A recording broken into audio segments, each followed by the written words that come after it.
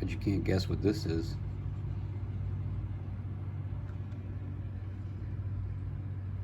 A mess.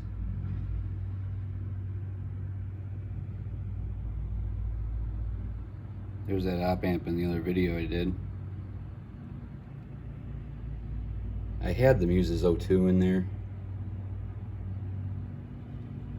And I was going to try the Sparkos, but I can't fit it. I could, but I've got to probably break something to do it. Replace the main power caps. Where are these? I think they're 470. I believe they're 470s.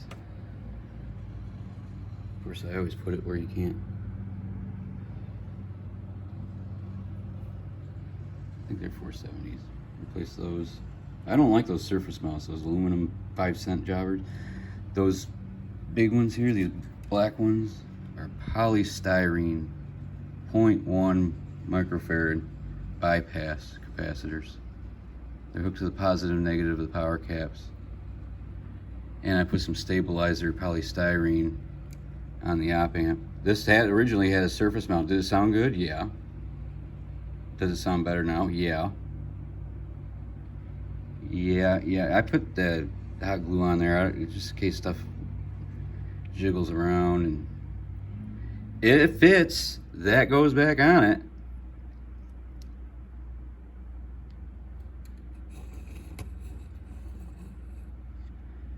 So that is why you might want to use one of these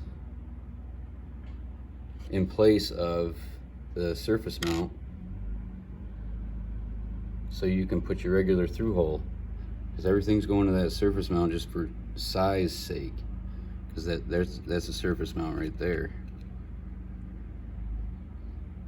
And I've got some WIMA stabilizer caps, just because they put those, where are they, these caps here, they're just terrible sounding, and everything is going to that. I don't know why they use them, and it's for size. You know, everything's getting smaller and smaller and smaller, and nobody wants to, you know, if the unit was good size, then we wouldn't have no problem putting anything in there. But I just get rid of those aluminum surface mount caps right off the get-go. They're 5 cents each, and they're just, I just don't like them. So I put regular through holes in there, just going to the pads where the surface mount aluminum electrolytics would go. But these polystyrene, I mean, I'm a big fan of the film, the polypropylene. And you know, those are big, you know, about this, you know, they're big for what they are, but the polystyrene, they don't make them anymore. Guess they're too good, they quit making them. But they're just incredible for a bypass capacitor.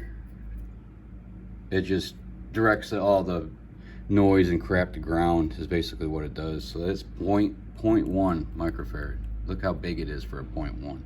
Ridiculous. These are polystyrene. I think that's a 0.0027 or something like that. It's huge for a 0.0027. Usually, you know, it would be those sort of little ceramic deals, or even the tantalum. These are tantalum capacitors. They just sound terrible, and everything is going to this. I've seen high-end stuff with, like, the Burson, the new Burson DAC. It's got awesome Burson op amps in it, surrounded by 1,000,000 5-cent cheap electrolytic caps with these tantalum bypass caps all hooked to it. It's like, what the hell? I wouldn't, if I owned that company, I just simply wouldn't do it. I wouldn't do it. It's just for cost. It's got to be for cost, because you know, he could have put regular Nichicon electrolytics in it instead of, you know, I don't know. He's got a yacht. He's got to pay a boat. That's my boat. That's my boat.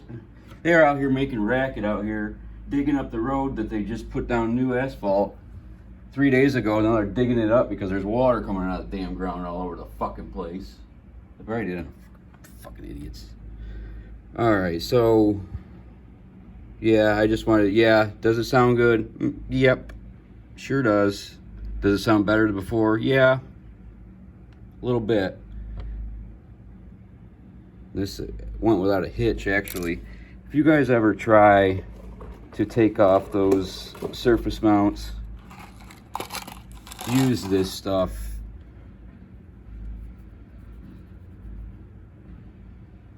It's basically like solder, but it takes a while for it to harden back up.